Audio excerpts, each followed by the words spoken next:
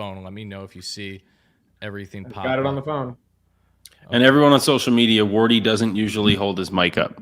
That's not usually how this works. But it's pretty funny to see him do it. Okay, now we're really good. Perfect. Yeah, I have to hold it like this. Wardy's got a good grip on that thing. Joe, can you pick up your mic? Can you? Come on. Let's all just get up close and personal a little bit. Isn't it great? Like, this is fantastic. Really cute. Let's all bonding. I forgot. Let's all mic this thing. I forgot the Can we attachment. Just become best friends? I forgot the attachment to my boom to make this. All right, regardless, everyone watching on YouTube. The attachment to your boom, huh? Yep, attach my boom. Tough when that happens. I know. We'll get into talking about what good taste or bad taste is in Joe's mouth a little bit later. But before we get there, I always make sure I have the boom. Appreciate everyone watching live, guys. We're back at our latest episode of the Queen's Corner podcast. If you've been watching on social media, on the Seven Lines Facebook or their Twitter, you've been here for the past 5 to 10 minutes already because my schmuck self decided to start live on the social platforms, but forgot to start live on YouTube. So we're redoing this again. They will never get back. No, they'll never get back. Of course not. But we got a lot to get into. We have a lot of hot and heated Mets fans, so we're going to be answering your comments throughout the show the best we can. But in the meantime, myself, Wardy, that is Anthony Recker, that is Joe Sorala, and we have a lot to get into in Mets land of the series that was, as of course they dropped their past 3 games, got swept by the team in Toronto, that being the Blue Jays, and prior to that, again, had a series sweep of their own, how sweep it was against the Philadelphia Phillies, but you sweep one team, you get swept by another, you go 3-3 on your homestand. Pretty fitting for the Mets season as they are sitting 30-30 throughout their first 60 games of the season. So we're going to share our raw reactions, get into some rants, and just sharing everything going on in Mets land, the good, the bad, and the ugly. Then from there, really recapping the 60 games so far this year. How are you feeling on a team evaluation-wise? Are we feeling optimistic? Are we feeling not optimistic about this team? Do we hate how they're looking? What are our raw thoughts? That being from not only a former Met, but from a former Brave as well. That's excited, deep dive, everything that there is to know about this upcoming series against the Braves that starts Tuesday. And Joe, of course, going to get in a bit on the pitching matchups as well. So a lot to get into. And again, we're not going to be holding anything back. This might be a little bit of an unfiltered show because I got a lot of guys to say about this team because even when they've been winning as of late, the bats have not been there, and that continued and then some to be their demise in that series against Toronto. But more than anything, Rec, Joe, we're going to do this again for people on YouTube. How you guys doing tonight? Rec, I mean, you had a nice little thing about Disney in there, so I'll let you get to it. I came back from Disney World. You know, it's real life is a letdown. Let's put it that way. You know, it's not the same. Disney World is awesome, and it's just different at home. And then, you know, the weekend starts, and the Mets get swept. My kids' team loses 10-0 in 4 innings today. 3.5, actually. They were the road team. Not a great weekend in the Recker household. Let's put it that way. Thank God for the mercy rule, though. I mean, no matter what side of it you're on, like as a parent, you know, it sucks to watch your kid lose 10-0, but a little piece of you has to be like, nice. At least I'm out of there. 15. Let's get out. Yeah. Let's get out. I don't want to watch any more of that. It was awful. Right. And, you know, you were hoping that maybe we could at least get some type of positivity in Mets land to discuss outside of what was a long day for you, and we didn't get that. You know, we got absolutely nothing. As you guys can see, I'm out of town. I'm doing the podcast on a ping pong table, as I did famously with Joe last year, as we were kind of in our first, you know, handful of episodes of the show together. Even before Rec was around, we're holding the mics up because, again, we don't have everything operating properly. But let's start off by discussing, again, what a putrid series that was. And look at them. You want to do a staring contest? We could do that. How you like that, eh? Hey, guys. Hey, guys. You guys are a lot more happy and optimistic than look at Rec with that facial hair. Look at this. You come here for baseball analysis and reaction, and yet that's the exact last thing you're gonna get. Yeah. Rec, right. I think you might have more facial hair than me right now. I got that thing done tight. I might just go with the stash after the porn stash. I don't think you can call this that. It's not. I really think the thin beard is working in your favor. Me or Rec? I mean, both. Joe, you've always had that. So, like... I mean, I'm on a heater right now, but yeah. I know. So, I think it's only fair. He's like, I hate you. He's like, fuck you. Okay, well... I'm hotter than the Mets with runners in scoring position. I got to third base more times this weekend than the Mets did. I mean, yeah, it's a low bar if you're talking about the Mets and scoring. Like, come on. Yeah, I was going to say that's not... No. It might be a 0. Like, it might literally be 0. I don't even know. I mean... So the start of the show is going exactly how I expected it to, with having you guys both back and the game all back together, and of course having our technical difficulties. But let's talk baseball now. Rec, Joe, I really want to know your raw thoughts, your biggest takeaways from the series that was. Again, you got JV in game one, going 6 innings, throwing his most pitches of the season thus far, almost 120.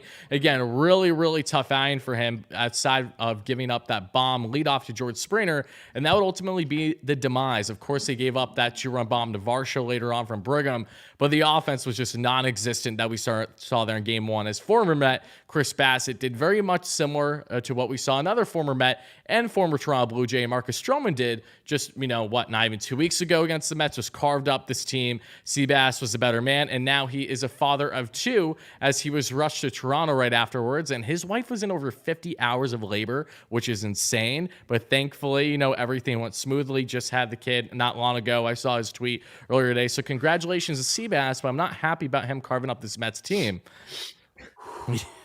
Literally. I mean, Rec, you've seen it 3 times. 50 hours? That sounds brutal. Nope. I mean, I don't even know what to do. Like, what do you do for 50 hours while that's going on? I mean, I don't even want to know what it's like to be her. I'm talking about me. Like, I don't even want to know what that's like. That's women are amazing. That's all I can say. Yeah. Like, it is insane what they are able to put. My first one was a C-section. Guys, never do that. Never be in there for that. No. Just don't look. Just step That's out of weird. the room. That's weird.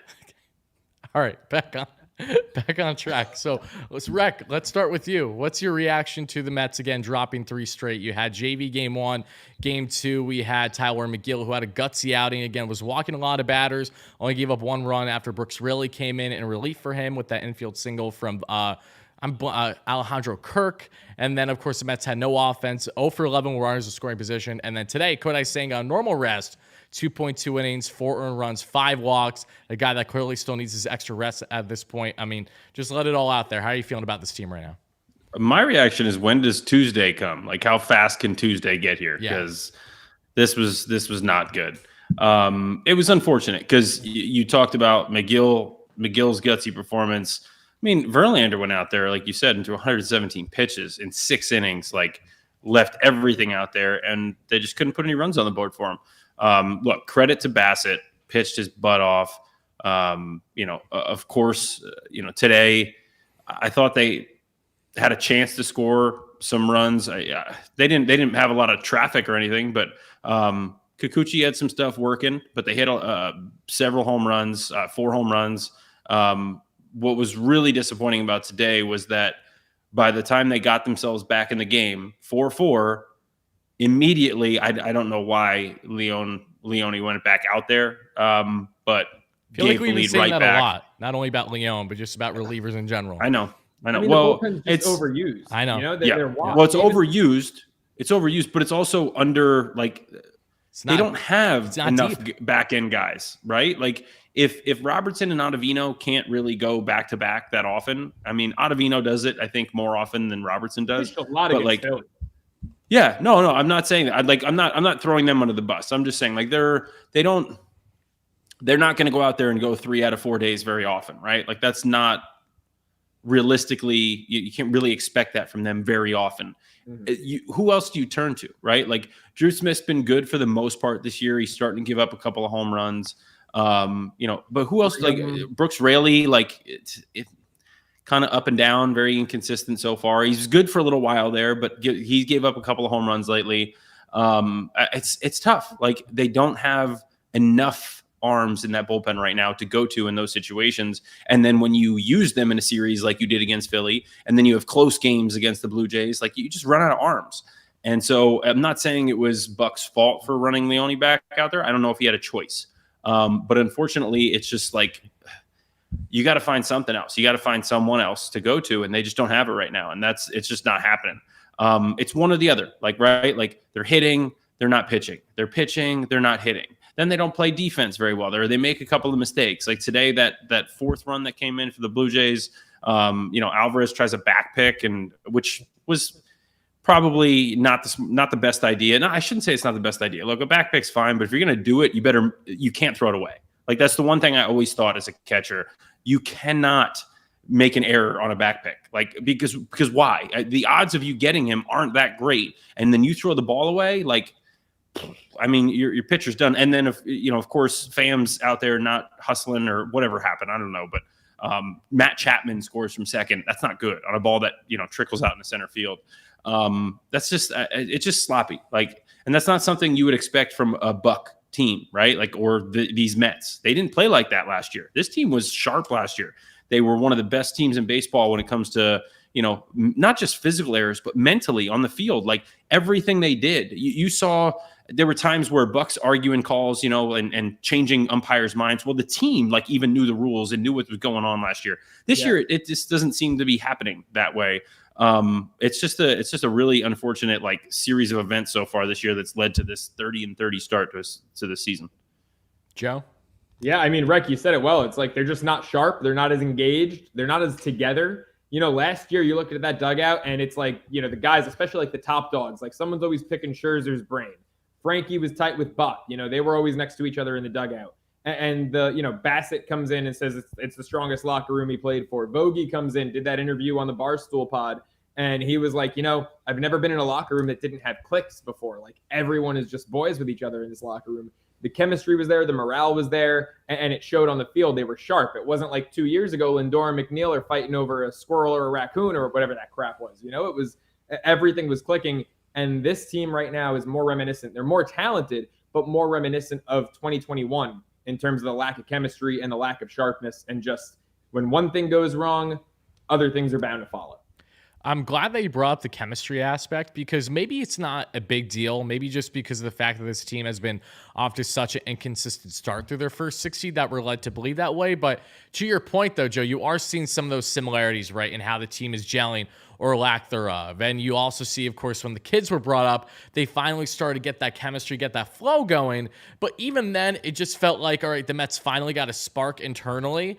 And who knows how all the veterans have taken that in either a positive manner or not. I don't know if it's ruffled feathers at all with some of the depth players, obviously, knowing that they kind of need to get their game going, knowing that there's guys nipping at the heels. I mean, there's one veteran I could say that has been welcoming to everything, at least publicly. That's Eduardo Escobar. He's like the best teammate. He's actually been hitting lately. And he has been. He's been thriving in that limited role, and he deserves credit for that.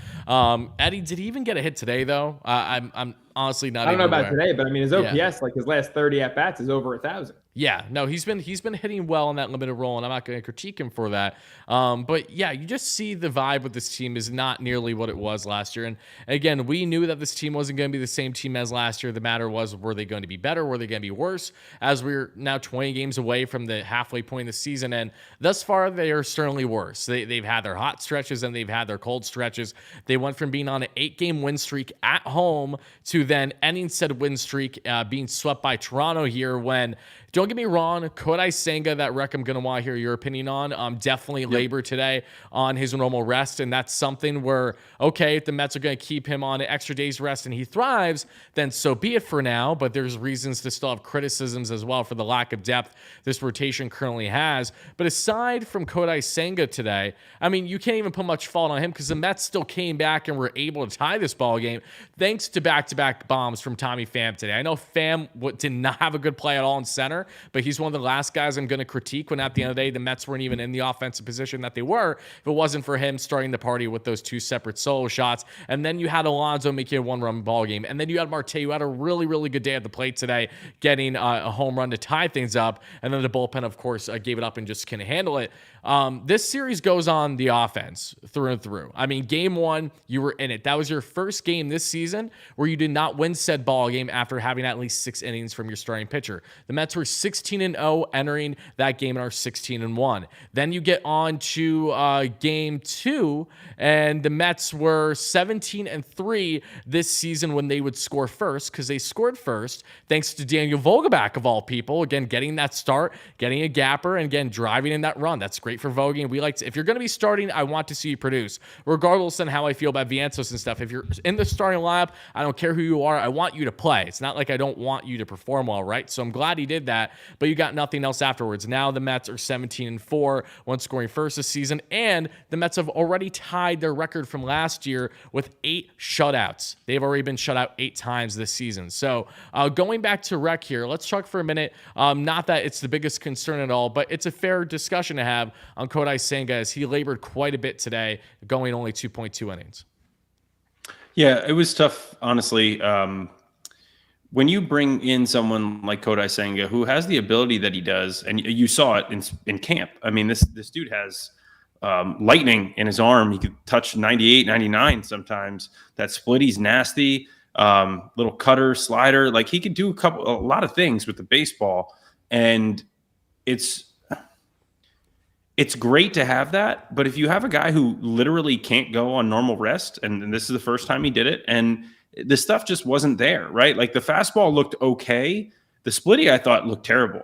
It was either like way out of the zone, or when he left it up, it looked like a really bad changeup. I mean, it didn't have that bite to it at all. He wasn't able to locate, obviously, 5 walks in less than 3 innings. Like, it wasn't a good outing. You really put your entire team and the pitching staff in a really tough spot if you can't go out there every 5th day. Like, if it's going to be every 6th or 7th day for the entirety of the year, it's fine. I'm sure they can find ways to get other guys rest and, have a McGill or Peterson, hopefully when Quintana comes back, who can be like that 6th guy and just kind of mix in and be in the bullpen and go back and forth, whatever it is. But you're asking a lot. You're asking a lot of your pitching staff, because on a day like today, when you try to do it and it doesn't work, and now your bullpen's got to come in and handle 6 1/3 innings. Like, that's a lot of innings. Luckily, they have the day off tomorrow, which is very fortunate. They get the rest up, and hopefully everybody should be ready to go come. Nagosic, probably he'll be down for a while. He took the brunt of it today, but hopefully everybody else will be ready to go come Tuesday. But that's not. It's just hard to believe like that. He still isn't at least acclimated enough to be able to go on 4 days rest, and it's unfortunate because down the road, come playoff time, like, what are you going to do? How are you going to handle that? Because you're not going to have Verlander and Scherzer going 3 days rest, right? Like, every playoff start, assuming you make it there at this point. So who else do you got? Like, where else are you going in that starting rotation right now? And so you start to see kind of some holes there. Then we already know they have holes in the bullpen. The lineup isn't producing the way that it should be. So you're just seeing a lot of these really kind of, interesting holes in this team that weren't necessarily as evident earlier this year.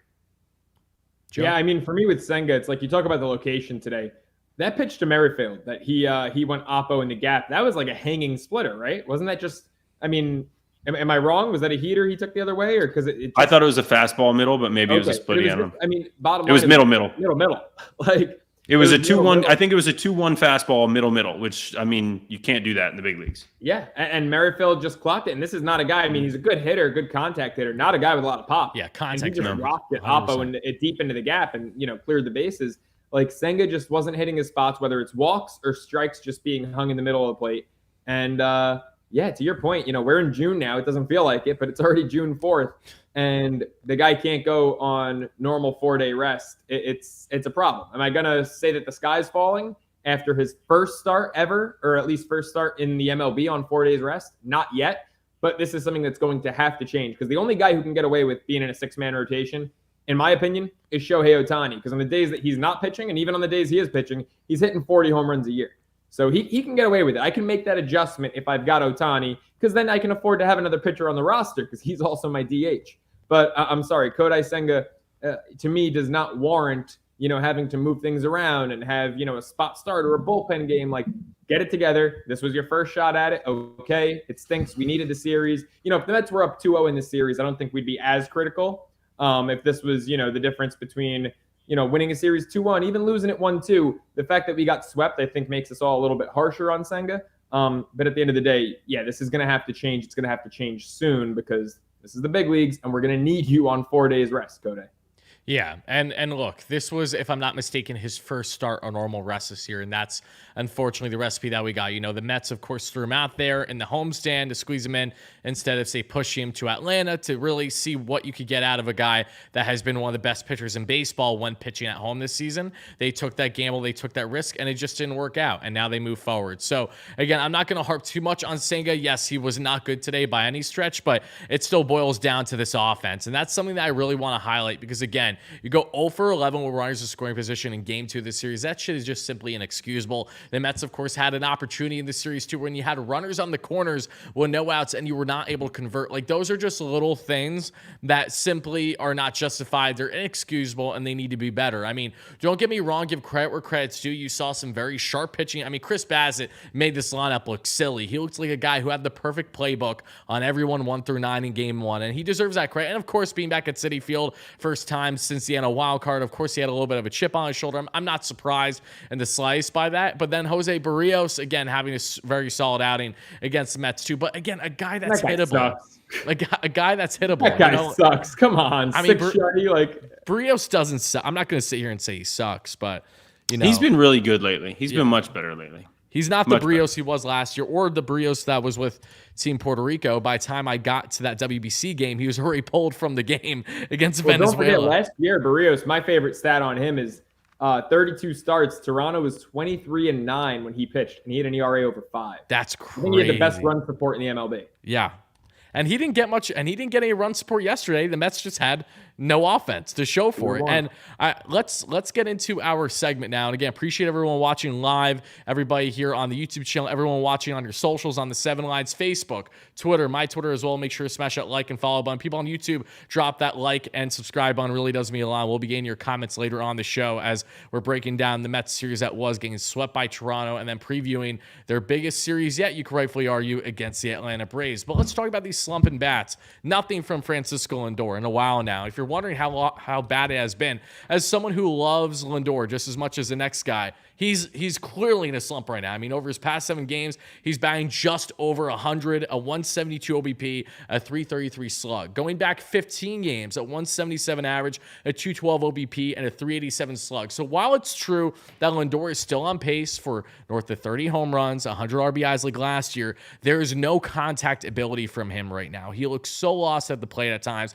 as we saw today, as we saw the past couple days. The guy has been needing an off day, and thankfully the Mets get that tomorrow, and hopefully that helps him out at least a little bit. But if it's not an extra base hit, it's nothing from Francisco right now. So, Rec, starting with you, what's your thoughts on Francisco Lindor, and what do you think is best for him to kind of get out of the current slump that he's in? I'm a big fan of just doing whatever your process is, not changing too much. Look, I mean, you can always get in a little bit extra work, take a few more swings, try to figure it out, look at some stuff mechanically. But to me, this game is so much about the mental side. And so being consistent as far as your routine and what you do and the way you think and the way you go about things helps you mentally when you get in that box. I'll be honest with you. Like there's a part of me that feels like it wouldn't be the worst thing to move him down in the order.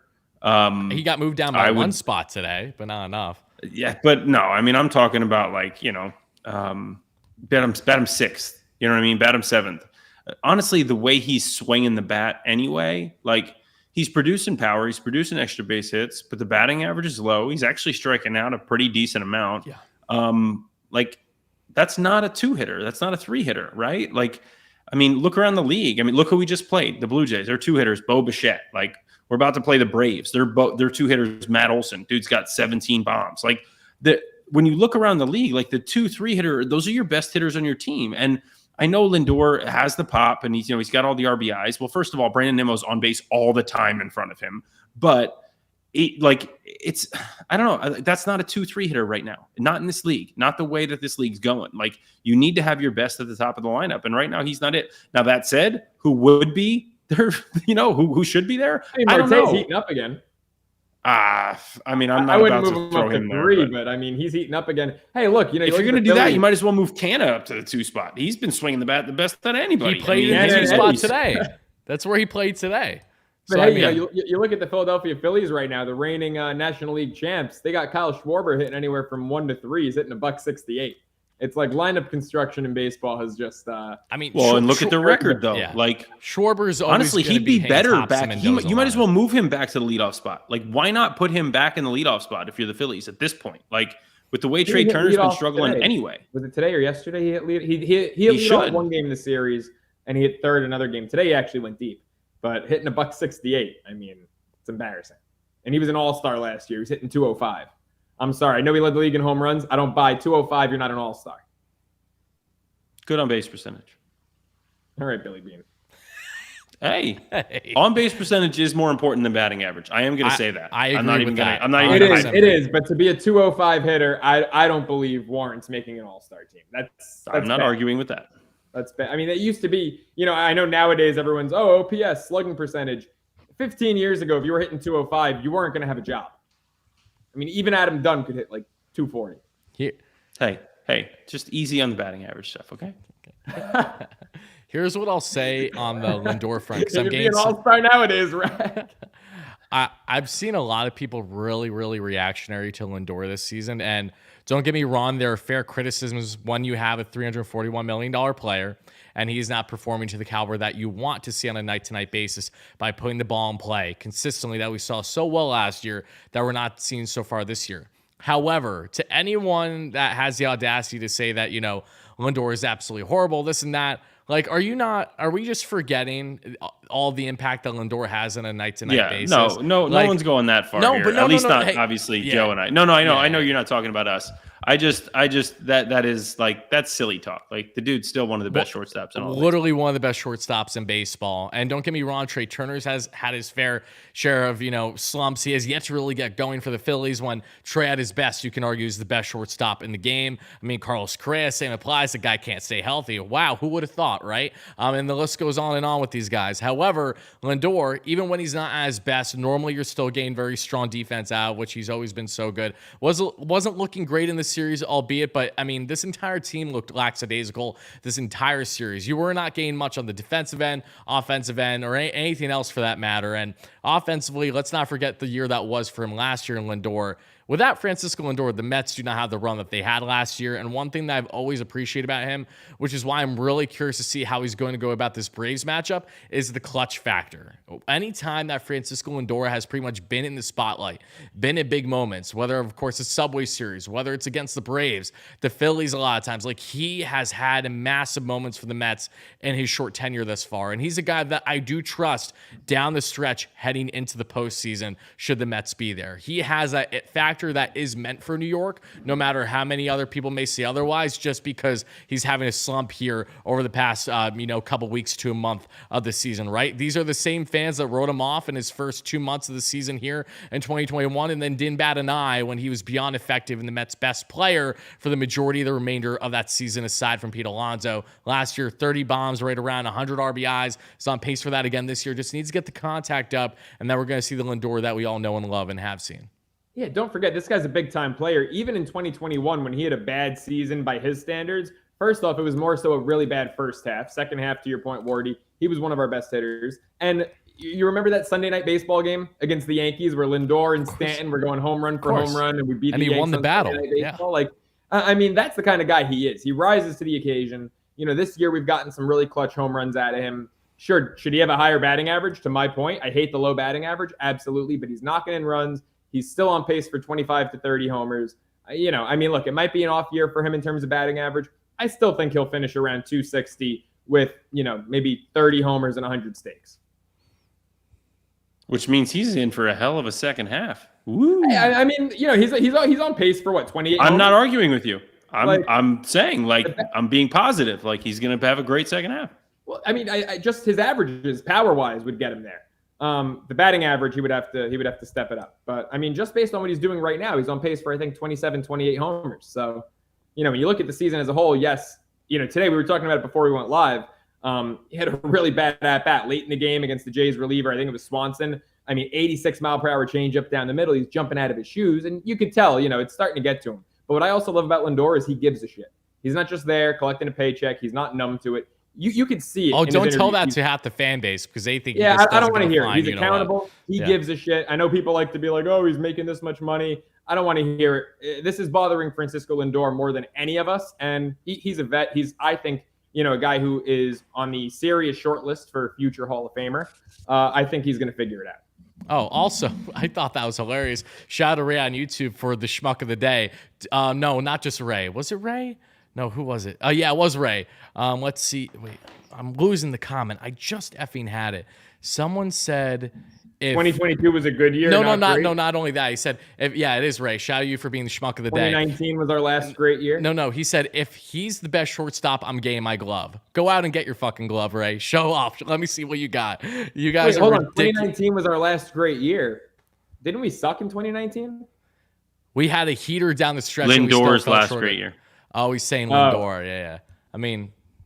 I mean, don't get me wrong. Lindor's offensive numbers with Cleveland were fantastic. And I'm not saying that he's going to put up those exact numbers, but I think we're also forgetting that Lindor had arguably his best season of his career overall last year, or right behind a year that he had in Cleveland. So, I mean, again, we'll leave it at that. Lindor isn't the only guy I want to discuss who's slumping right now, because a lot of guys are slumping. And, Pete Alonso himself, prior to that home run today, as much as we love Pete, he himself, when he's a non-factor in games, the Mets are pretty much screwed on the offensive end if you're not getting Mark Canada to step up the way that he did so well against the Philadelphia Phillies, right? I mean, Alonso over his past 7 games, a 179 average, a 207 OBP, and a just under 400 slug. Now, over his past 15, a 224 average, a sub 300 OBP, but still a respectable 534 slug. So Alonso, of course, isn't the biggest issue in this lineup by any stretch right now, but he's another guy that when he's not on, there's issues. And to add even more insult to injury, Brett Beatty hasn't done anything since, of course, he had a 3 or 4 game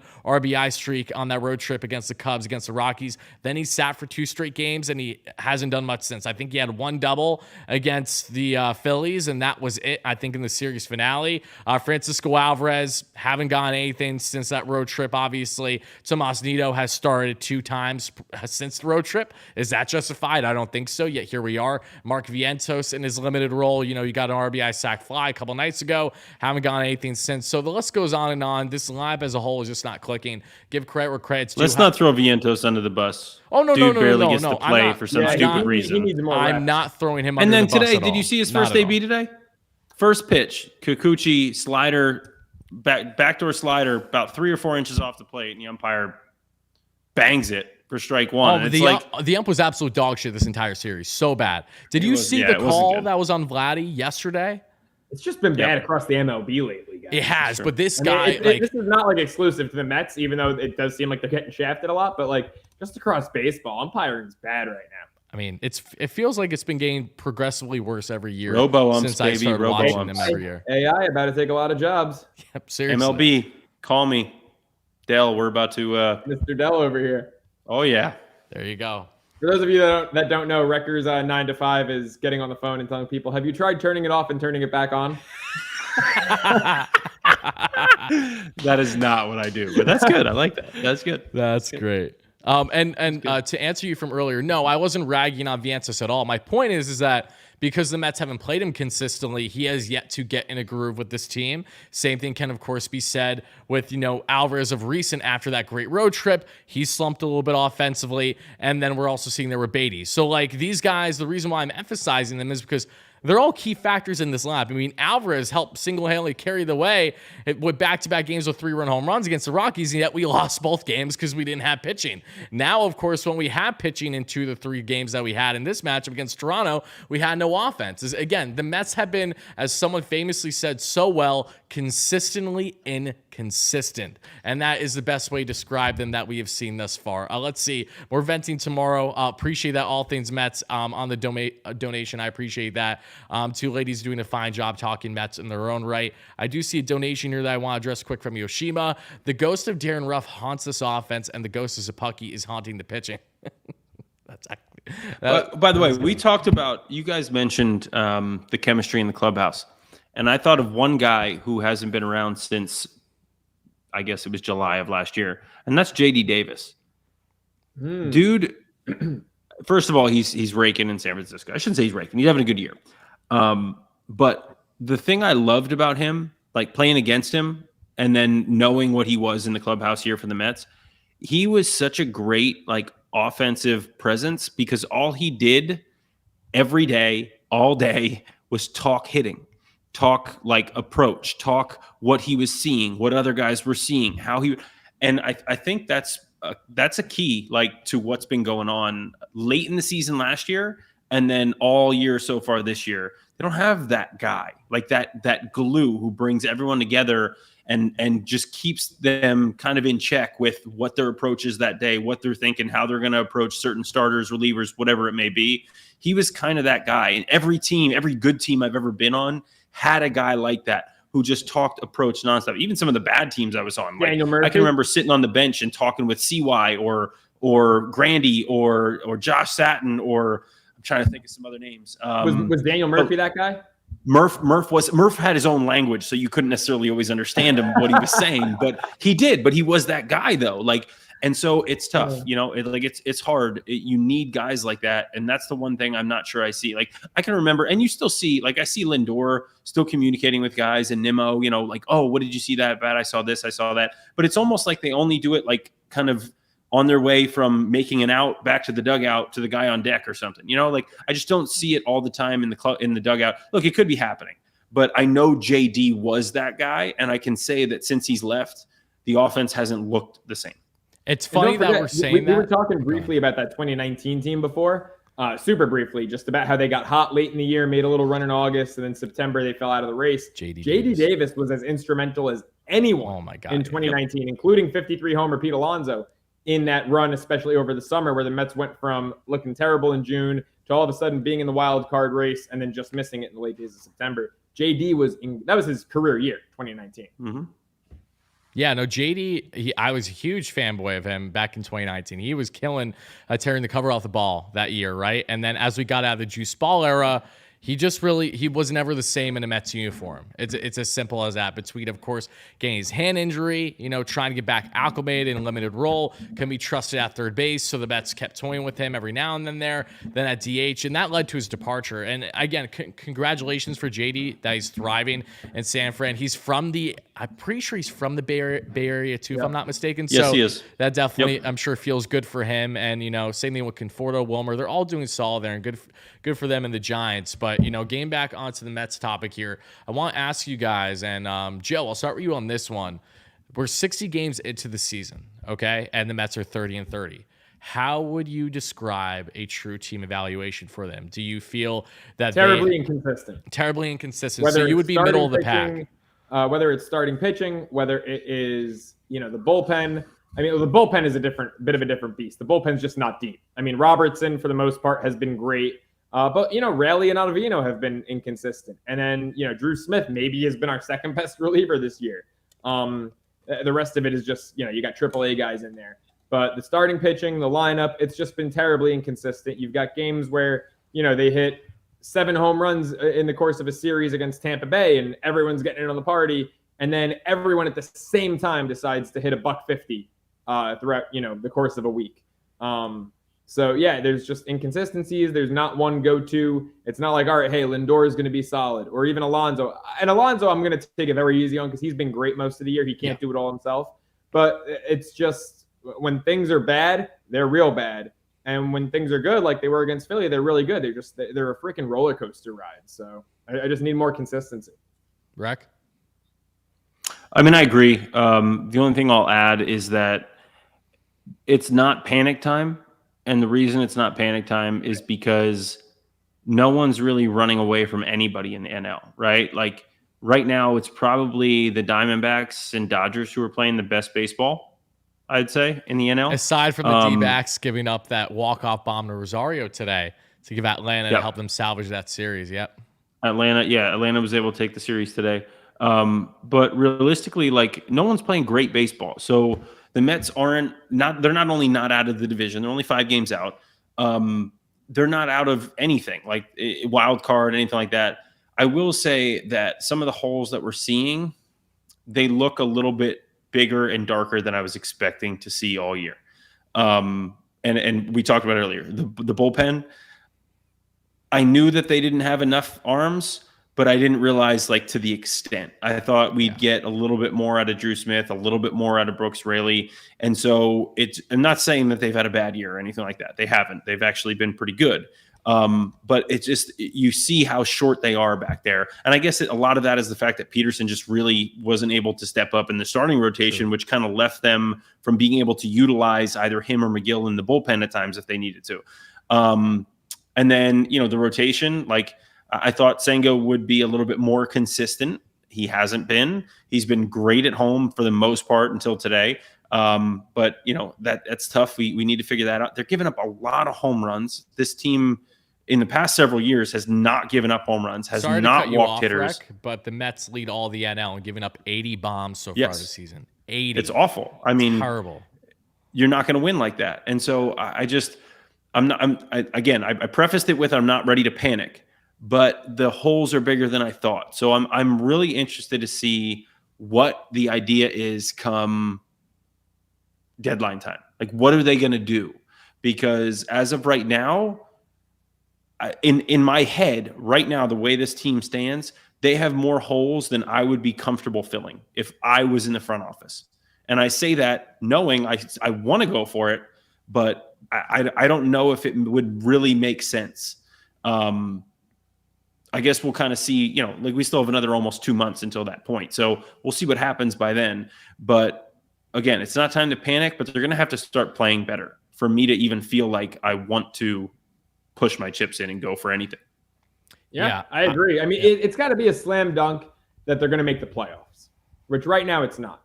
But I have to see something by middle of July that tells me, all right, we are definitely a playoff team. Like you got to be ahead of the Marlins, right? I was going to say we're better than the Miami Marlins. That's exactly what I was going to say. You got to show me in mid-July. I mean, we know head to head that we've spanked them, but you got to show me standings wise that we are definitely a playoff team. We're better than the Marlins. Mm-hmm. We're better than the Pirates. I mean, Arizona, they're playing really good baseball. I think we should be better than them, but hey, they've got the third best record in the National League, so I won't even say that. But you got to be head and shoulders above the Marlins and Pirates by mid-July. Got to be a top 4 team in the National League. And then you go all in. If you know you're getting there, I don't care about the bye, the top 2 seed thing anymore. Last year, we've said this at maybe the last episode we did, Wardy, lower seed won every series last postseason. Yeah, it was unbelievable how that worked out. Right, but I got to know you're going to get there before you go all in. Yeah. Guys, the Phillies have been awful this year. They've been awful. Like really, really bad. I'm confident they're only 2.5 games behind the Mets. Yeah. Yeah. Well, that's crazy. And to add insult to injury, the Mets are only, actually, I should say insult to injury, but like in a positive manner, the Mets are only 5.5 out of the Braves right now. And I think that's a great segue as we get into this Braves preview, because while I agree with you guys, this team has been consistently inconsistent. A lot of teams have been underperforming this year. I still can't get over the Padres too. I mean, they have the worst batting average in all of the NL, I'm pretty sure, when they have that much star power. I know things are going to change for them. And the Braves as well. I see a lot of Braves fans in the chat. I appreciate everyone being respectful, besides one Braves fan who doesn't seem to realize that Anthony Recker had his best statistical season in a Braves uniform. Just tell me you don't watch the Braves without telling me you don't watch the Braves. But I didn't see. What did they say? He said, I remember you, Rucker, purposely calling you Rucker, saying you couldn't hit. I'm like, look at his numbers in Atlanta. He could. I don't know. If you go to Braves games, you'll still see Anthony Recker jerseys floating around literally, the stadium. Dude, literally. Yeah, so I actually found that guy's wife was definitely like, I pick you. You're cute. Yeah. Guys, I kind of raked as a Brave. Like, you did kind of rake as a. There's a reason why your nameplate behind your wall, for people that can't see, is your Atlanta Braves nameplate. Reck was the best Sunday 1 p.m. game catcher in the bigs that year. No, they actually played me. That was the difference. Like, I only played for half a season, but they played me a lot. Like, it was like, hey, you get to actually play on this team. I was did like, someone go down? Like, did you get called up? Like, who was on that depth chart with you that one year? I started that year in Cleveland in spring training. I went to AAA for them. That was after my 15 year at the Mets, which I was awful. I was god awful. Like my numbers for the Mets would actually look better if it wasn't for that 15 year. Do you have like a pennant ring, by the way? Yeah. And then I went to AAA with Cleveland, and then I got traded to the Braves in mid-May because I had an out coming up, and like my agent told them I was going to take it, and then the Braves, I don't know how it happened, but my agent or the Braves, whoever it was, called the other. And the Braves literally said, we want him. We have a catcher in the big leagues who literally can't catch right now, and we're going to bring him over here, and then he's going to get a shot at some point. And then they did. And it was the only organization that ever like really made me feel like they wanted me. And that was like really cool to me. So I had a really good half of a season with them. Who was the catcher that they were referring to? AJ Pierzynski. Oh, end of his career. Yeah. Okay. Got It was tough. So did they let him go, or did you platoon with him, or who were you platooning? So with? I came over. I played in AAA for a little bit until the All-Star break. Flowers got hurt at the right before the All-Star break, and they called me up at the All-Star break. And then I was up for the rest of the year. When Flowers came back, they phantomed Pierzynski, and then that was it. Flowers was a pesky mofo with Atlanta. He had some good years. He had some them. pop. Yeah, he did. Pop. Dude, he raked that, like that second half. Like he raked. Like we both swung the bats really well. It was fun. That team was awful in the first half. We were actually not bad in the second half. It was like a really fun team to be on. What was that team's? That's why I have that. 68 wins. That's the final game of Turner Field right there. Oh, I gotcha. Oh, yeah. Makes Was that sense. team like 68, 94? Something like that probably. But they had the worst, like, I don't remember how many games it was, but I wasn't even on the team yet. They had like the worst 30-game start in history. I don't know. Maybe the A's I broke remember that. that. I actually remember Freddie when that number Gonzalez was got thrown out fired. there. Yep. Right. And that happened like so at the time, why can't I think of their manager's name right now? Snicker, sorry, thank you. He was the AAA manager, and he's actually the one who said, like, he told the organization, because I had played against them, Columbus had played against Gwinnett, that he's the reason I became a Brave. And then before I even got to that AAA team, he had already gotten the call up, if you will, to be the interim manager. So like I got there, found out like a month later that Snicker was the reason I was there, and then I got called up and I got to play for him. So it was like a really weird thing. That's awesome. Well, let's get into this series. We got the pitching matchup. Yeah, sorry. No, that was love great. The story. Yeah, we want to hear the background. Versus Cookie, game one. Cookie has actually been really good his last like 3-4 starts. Knocking on wood. So you might look at the stats and chalk this one up to the Braves. Obviously, Atlanta, way better road team this year. 19-10 on the road, 15-14 at home. Which is very weird because at home they are usually dominant that we've seen it. Yeah. So the series is in Atlanta, right? Correct. Yes. Yeah. So 15-14 at home. Cookie, only concern there is, look, the Braves can still mash. I don't care what their home record is. I don't care if the Mets bats wake up. They're locked to get first. No matter how good Cookie's been lately, we've seen this from him last couple of years against the Braves. I don't really trust him past 2 trips around the line. Agreed. The Braves we've seen adjust. Cookie has a good first 3-4 innings, and then all of a sudden, second, third time through, we've seen the guys get to him. So I'm really hoping Cookie can be efficient, economical early on. Elder, Rec, I feel like you've watched more of him than Wardy or I have. What's really standing out? Because he's off to a great start statistically, but if you look at his percentiles, nothing really pops off the page at you. Well, he's a sinker slider guy against righties, literally. I mean, you think he throws 6% changeup, and he barely throws his four-seamer to righties. So it's literally just sinker slider. He's a ground ball guy. He's almost 58% ground balls. That's what he relies on, trying to get ground balls. Lefties, he'll mix in the four-seam and the changeup. Everything's from like 20% to 30%. He throws a lot of sliders, like 39% sliders. That's how he gets a lot of outs. He's just a miss barrels guy, like miss barrels. That's it. Get ground balls, miss barrels. And the funny thing is he actually has like high exit velos and stuff. It's just a lot of ground balls, and ground balls typically have higher exit velos anyway. Angle of the cameras, yada, yada, doesn't matter. But the point is that he's the type of guy that is not going to scare you, but you'll leave a game going, how did I just go 0 for 3 against this guy? He's not good. And so that's, to me, it's all about your approach. Like, this team has got to lock it in and get themselves in a place where they can say, all right, this is what we're looking for. We're not swinging unless we get it. And we're going to lift this guy. We're going to get this guy in the air, because this is a great place to hit. Like Truist Park, especially going to right field as a right-handed hitter, this should make you feel so confident, because the ball flies to right field. All you got to do is get the thing in the air to right center. You can hit that ball off the wall all day as a righty. And then lefties, of course, like, just let it fly. Like, this is a great opportunity for them to hopefully get on track.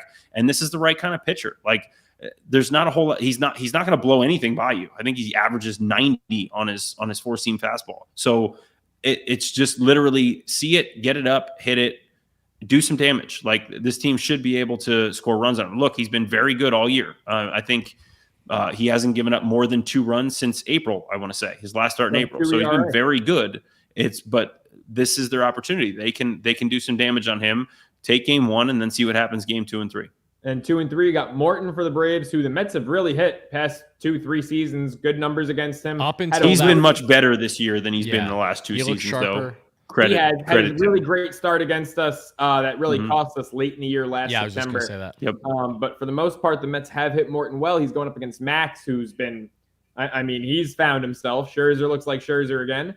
And then capping off the series, it's JV versus our buddy Spencer Strider, who the last time he went up against the Mets, the Braves won 9-8, but Strider kind of got shelled a little bit. And those weren't lucky hits. So, the Mets might have a shot in this one. Game 1 is going to be huge. You win game 1, you should win the series when you got Max or JV following. Even if you lose game 1, this series could be a turning point for the Mets. It's just a matter of, can they do anything consistently? Can the starters be consistent for 3 straight? Can a lineup be consistent for 3 straight? We'll see what happens this series. But last time they played the Braves, they lost 2 out of 3.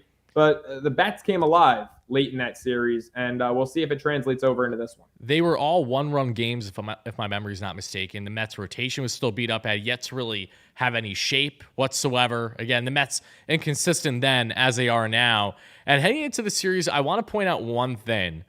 The Braves are not nearly as hot as what you'd expect they'd be. They're 5-5 over their past 10 games.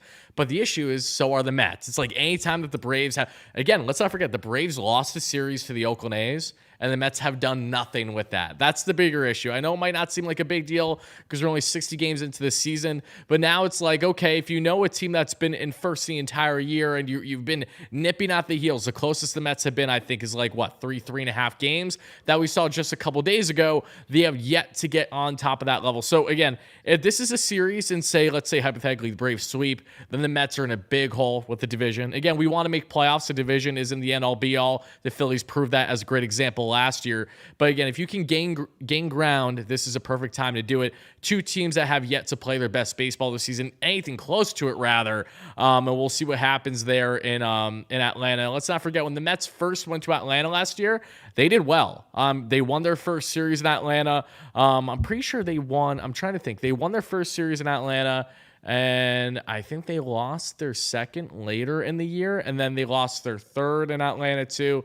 So yeah, I think they went to Atlanta. The last 2 were August and September. Yeah, and they lost and both I think series. August was a 4-game set that they had opportunities, blew it, lost 3 out of 4. Right after they won 4 out of 5 at Citi Field. Well, the one series in which the one series in which the Mets were there, the 4-game, I think, that's where there was like some rainouts. One, Carrasco got hurt. Cookie was looking good. Then there was a rain delay. Taiwan got hurt. Like there were a lot of factors going on there. Point stands. Yeah, the turning Mets point in the season, really. Yeah, literally. I mean, we even see not so much last year, but year before. I mean, Tim Nito had some big hits in Atlanta too. A lot of Braves fans don't like Nito for that reason. So with that being said, don't be surprised if Nito starts at least 1 game against the Braves. As Omar Narvaez is really close to returning too. I'm curious to see what the Mets are going to do on that front.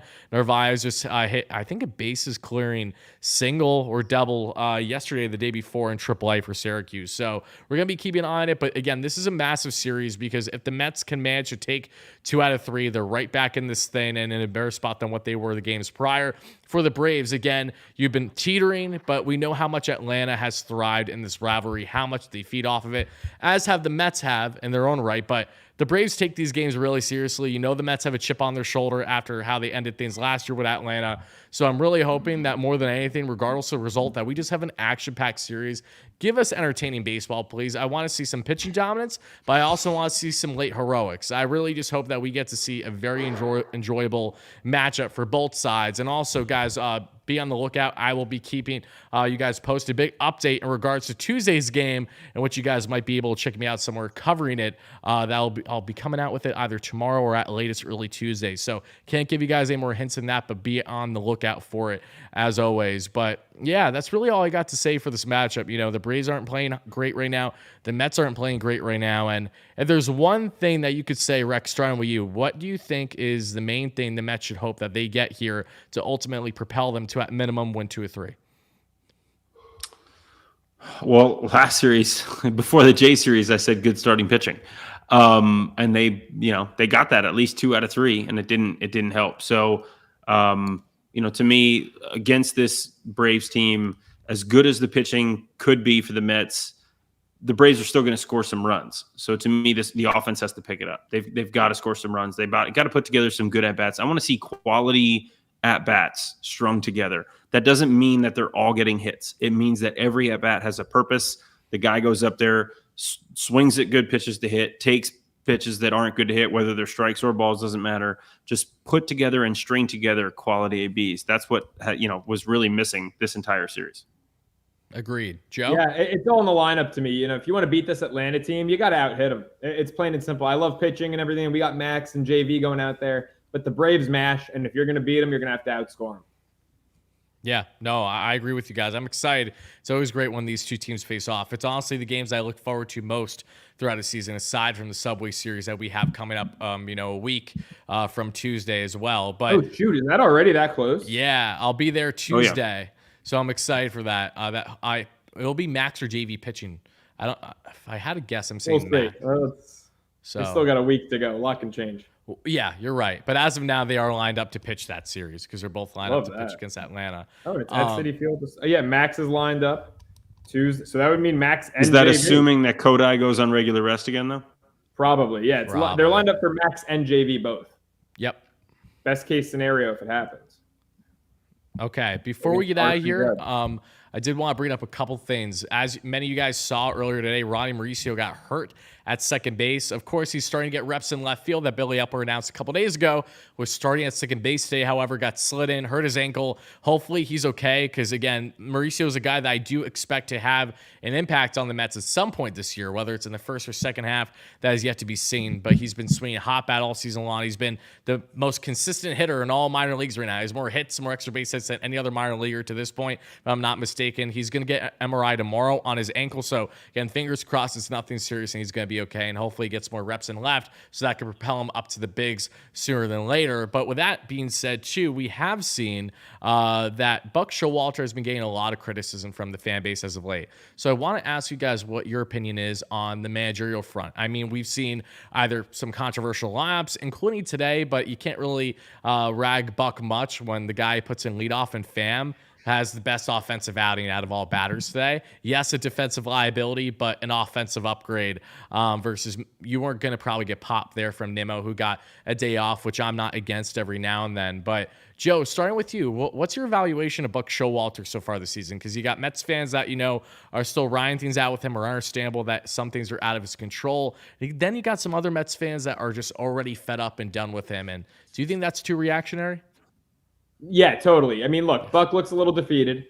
The guy led a 101 win ball club, second best regular season in Mets history a year ago. Does he look a little defeated? Absolutely. He's also playing the cards he was dealt. And to me, Billy Epler right now is more at fault than Buck Showalter for all this. We can talk about the bullpen moves, and there have certainly been some questionable ones, but who the hell do they have back there? I mean, Drew Smith is all of a sudden one of your top tier late inning relievers. I love Drew Smith. He's like a sixth, maybe a seventh inning guy in reality for an actual contender. Losing Diaz really hurt this bullpen. I know it's one body, but you went from having the ninth inning on lock to, being able to play mix and match with Robertson, Ottavino, Raley in higher leverage situations. Now it's just a clusterfuck back there. Excuse the term, but it's true. And so Buck's dealing with the cards he was dealt both in the lineup and in the bullpen. He can't make Francisco Lindor hit 270. He can't make these guys not all go on a slump at the same time. He can just do his best to mix and match the lineup to give the Mets an advantage. He pushed JV a little further than I would have liked for an early June start on Friday. I don't want JV throwing 117 pitches, but JV pitched really well. I wouldn't say really well because that's a high pitch count for 6 innings, but he pitched tough. It was a gritty effort to limit the damage. And, Buck had to do what he could because the bullpen was really overused in high leverage spots against Philly. He's not on the hot seat. To me, Billy Epler would be on the hot seat before Buck, and they would not go at the same time. Rack? Look, the whole, giving Buck crap, pitching to Guerrero didn't make sense. That's like the one thing given I could that say. You have Biggio up 100%. Yeah, that just didn't make any sense. With Robertson on the mound, he's better against lefties. it didn't make any sense. There have been some questionable bullpen moves, but at the same time, like we don't know what the bullpen sheet looks like for that day, who's green, who's yellow, who's red. And so sometimes with those, like it's hard to really get into that. You can kind of speculate as to who's active and who might not be. So I'm not going to get into that much. It's been more about underperformance with this team, not about the manager, in my opinion. That's really where it's been. And the problem is that they just have not done a good enough job as a team performing out on the field. They haven't been consistent, and that's an issue. It's funny, like when I hear people talk, well, it's a manager's job to get that. No, it's not. Like, it's not at this point. Like, that's not what today's game is about. In the 70s, maybe, like they flipped a table and yelled at guys and they responded. That doesn't work anymore. That is not how you get guys to get fired up or play a different way. Like, so the manager is literally just supposed to make the right moves in the game to give you a shot to win. Buck has, for the most part, done that. I agree there are times, but in any situation, when a team isn't performing, of course, there are going to be situations where you're going to say, well, the manager could have done this, the manager could have done that. Like, that's naturally the way it works. And so I don't put the blame as much on him. I'm not going to put it on Epler that much either, to be honest with you. When you look at what he had before Diaz got hurt, and assuming, some health from your starting rotation and performance that, previous performance, none of us thought this team would be performing to this level right now, right? Like, none of us even thought that 30 through 60 games was really that much of a possibility. Like, I thought this team would, if they were floating, like if they were just, getting by, they'd be 5-6 games up, right? Like, I don't know. To me, that's more about just performance and the fact that they just have not been able to do things consistently, at least not to the level that they have shown in the past. Well, to Billy Epler's detriment, the bullpen could use Colin Holderman right now. The bullpen could. It's funny enough. I was going to argue Miguel Castro, but he gave up that grand slam to Rosario today. No. He was very inconsistent with this team. He has had a good year. He was year, very inconsistent with this team. I loved Miguel Castro. I liked him when he was in great Mets stuff. too, but he was very inconsistent. And when the trade happened, when the trade initially happened, not to get on a tangent here with Joely Rodriguez, the underlying numbers told you that Joely, that move actually made sense for a Mets team that was in desperate need of lefties in their pen, especially after giving up on Aaron Loop, in which we've seen how that's turned out, and that's perfectly fine, right? But that experiment didn't work. Same thing with Chase and Shreve, and now they're both gone. I don't even think Joely's in the league right now. If I had to guess, I think he's in AAA for Boston at the moment. And then, Holderman's doing what he's doing. That was a gross sign. I know. Holderman is a beauty. I've always loved him. Vogelbach, we were all advocate of because at the time, again, really hot start to his Mets tenure. And of course, you just loved his personality. You loved all he brought. But that has died down quite a bit, especially when the Mets call up a kid that should be getting playing time and they're continuing to be sparse with. But like, that's another issue. So would have loved him more if we traded either Adonis Medina or Yohan Lopez for him. I know. But again, the Pirates played hardball, and give them the credit. They were smart. And they took the freaking bait. Billy Epler took the bait. So he could have sat tight another week or two. I know. But again, what it is. Last thing for me, guys, I don't know, because you guys probably don't know that this just happened, but about 40 minutes ago, the Mets announced that Roger Craig just passed away. So I just want to say rest in peace to Roger Craig, original Met, 62 and 63. We talked about the Mets being 16-1 this year when starters go 6 or more innings. Craig in those first 2 seasons, 27 complete games. Different game. It's crazy how different the game was back then. It really is. But rest in peace. My condolences to Craig and his entire family, obviously. How old was he? Do you know? 93. He was 93 years old. So he lived a very long and eventful life. Oh. Yeah. Yeah, that's sad to hear, but obviously. It was eventful going 40 and 120 that first year the Mets were a team. That wasn't eventful. You're right. However, get 27 complete games. 39. They're on pace for like 24 wins. No, right? Because they have 12. I'm being a little bit facetious there, but it's not good. Yeah, it's bad. It's bad. Final thing I'll say, then we'll answer one comment and we'll wrap things up is, the criticisms, I've seen them with Buck. I, too, have had my fair share of lab criticisms at times, bullpen configuration. But to your point, look at how gassed the Mets were in that Phillies series. They had to use Ottavino on back-to-back nights, Robertson back-to-back nights. I mean, they just don't have the depth at all. And even if they did have Edwin Diaz here, you still don't have a lot of trust in these relievers still. Like, let's be realistic. You trust David Robertson. If you're Rec, you barely trust Adam Ottavino. But for me, I trust him, every now and then. So that's pretty much it. Drew Smith, I like his stuff a lot, but I don't trust him in high leverage situations constantly because he has been prone to giving up the long ball or giving up the occasional walk. Like, those are things that stand out. I mean, the fact that up until today, Dominic Leone was one of your better relievers over the past week is quite telling of the issue that this pen continues to have. Steven Agosa, give him credit for eating those innings, but we have not gone that on a consistent level. And that also goes in hand with, up until recently, aside from today with Kodai Senga, the rotation is finally starting to get in a groove, giving you at least 6-7 innings each day, which has been helpful, especially on Max's front. I mean, he has been that saving grace in his own right. But yeah, the Mets, they need to continue to get more length from their rotation. They're going to be looking for more pitching by the trade deadline. That is an absolute guarantee. Just a matter of how much it'll be both starting pitching and relief, or if it will just be relief. But with that being said, let's get to a comment here, and then we're going to wrap things up. People that watch on Facebook, Twitter for the 7 Line, thank you guys so much for chiming in. I appreciate that. Make sure to continue hitting that like and that follow button for the 7 Line, in which we will be Rec. As of now, are we still on par with going? Was it June 24th when they're in Philly? I think that's Saturday. I have no idea. But Okay. yeah, Well, hopefully. we'll Got try. 8-year-old baseball games on the calendar, Wardy. Come on. Come on. Well, I think they're over by then. We should make a bet. What'll have a higher over-under? The Met-Philly game on a hot Saturday in June when the ball's flying at Citizens Bank, or Rex Kids game through the first 4 innings? That's a good bet. We could do like a first 5 over-under. Okay. I like that. I mean, I'll take the over on my kids every time. Are the kids pitching to each other? Right? They're 8 years old. They're pitching. That's brutal. Yeah, some of them are 7. Yeah, Can't find the zone, and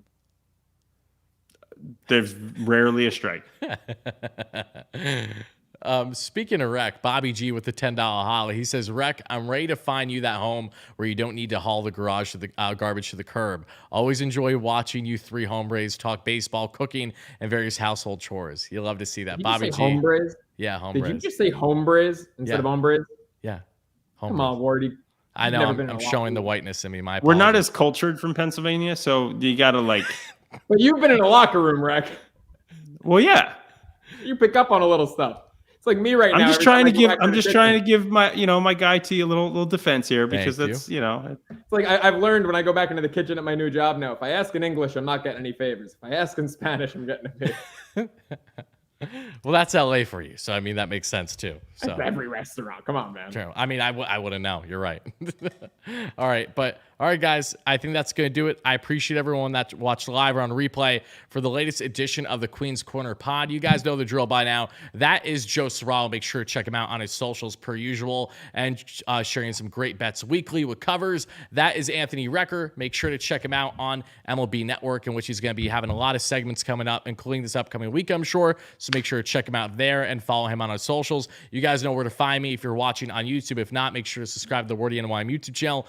Be on the lookout for a big announcement regarding Tuesday's game, Mets Braves. I'll be sharing the next 24 to 48 hours. And again, thank you guys so much for watching and listening, and we will see you all after that Braves series. Have a great one.